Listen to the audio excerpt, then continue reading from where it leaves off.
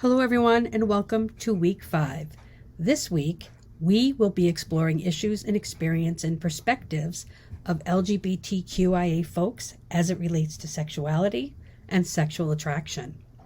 Please keep in mind that this is a broad view as it is impossible to cover every issue that exists on this large spectrum. As you begin this week, it's important to note the difference between sexuality, sexual attraction and orientation, and gender. Sexual orientation is who you are attracted to and who you feel drawn to romantically, emotionally, and sexually. Gender is simply who you are, male, female, asexual, genderqueer, etc. There are multiple identities related to sexual orientation. For example, people who are attracted to different genders, for example, women who are attracted to men or men who are attracted to women, often call themselves straight or heterosexual. People who are attracted to people of the same gender often call themselves gay or homosexual. Gay women may prefer the term lesbian. People who are attracted to both men and women often call themselves bisexual. People whose attractions span many different gender identities, male, female, transgender, genderqueer, intersex, etc., may call themselves pansexual or queer. People who are unsure about their sexual orientation may call themselves questioning or curious. People who don't experience any sexual attraction for anyone often call themselves asexual. More and more, we are seeing people simply rejecting labels, as they don't feel anything describes them accurately.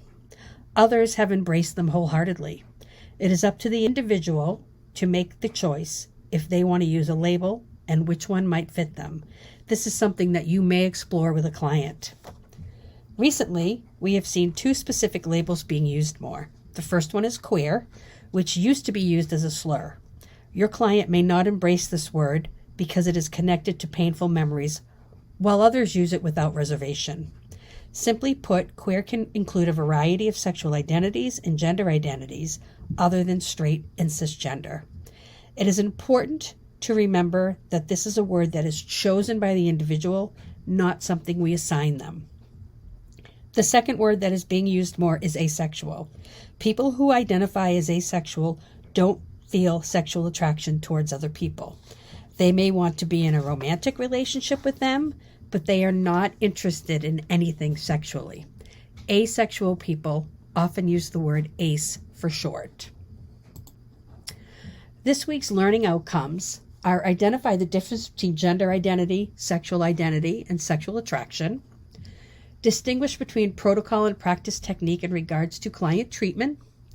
Apply knowledge about LGB psychology through practice case vignettes to direct assessment and treatment goal planning. Examine and consider recognized identity and developmental and coming out models.